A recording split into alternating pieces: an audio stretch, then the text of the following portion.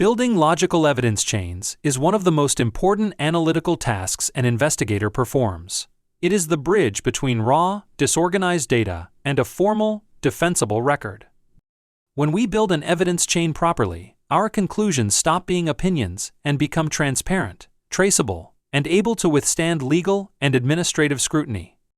Findings must never stand alone. Every finding of fact must be explicitly anchored to the evidence collected during the inquiry. One of the best ways to do this is through tight, chronological findings of fact snippets.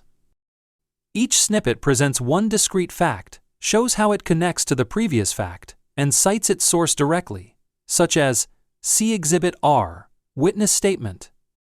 When these snippets are stacked together, they form a clear chain that shows exactly how the conclusion was reached. In workplace investigations, we apply the preponderance of the evidence standard, the idea that the alleged conduct was more likely than not to have occurred.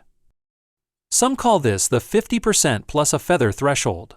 To strengthen the evidence chain, we separate facts into two categories: facts not in dispute, which are corroborated by multiple sources, and facts in dispute, where accounts conflict.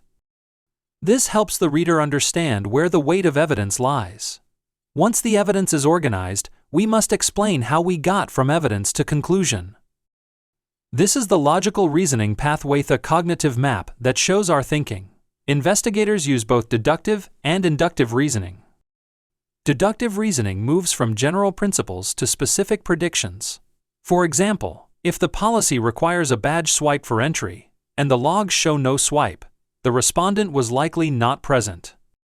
Inductive reasoning moves from specific observations to general conclusions. For example, if 3 witnesses independently report the same specific phrase used, that suggests a pattern of verbal harassment. Real investigative insight comes from the interplay between these two forms of reasoning. A common reporting failure is stating that an allegation is substantiated without explaining why.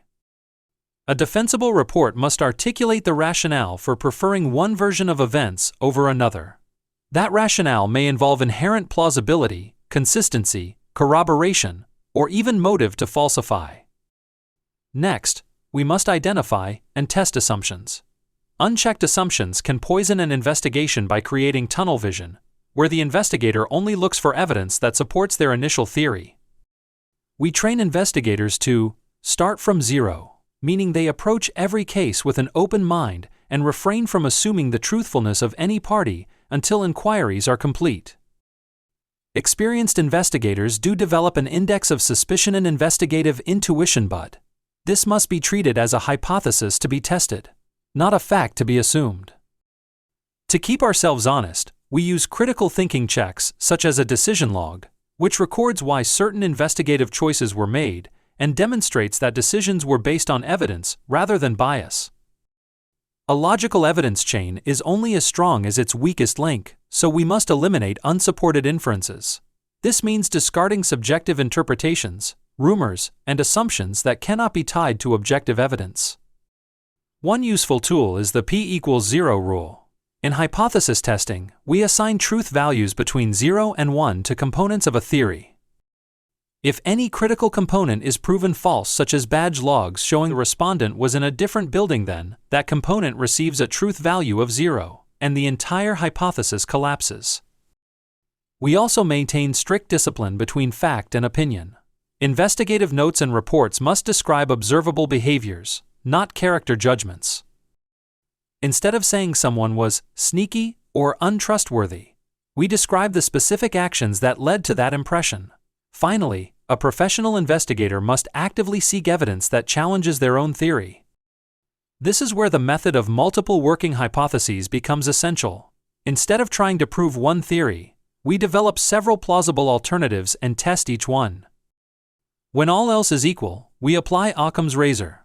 The simplest explanation that fits all the facts is usually the correct one. Before closing the file, we apply the Globe and Mail test. We ask ourselves whether the reasoning and findings would be legal, moral, ethical, and defensible if published in a major newspaper. If the answer is yes, the evidence chain is likely sound. In summary, building logical evidence chains ensures that findings are grounded in evidence, supported by clear reasoning, free from bias, and capable of standing up to scrutiny.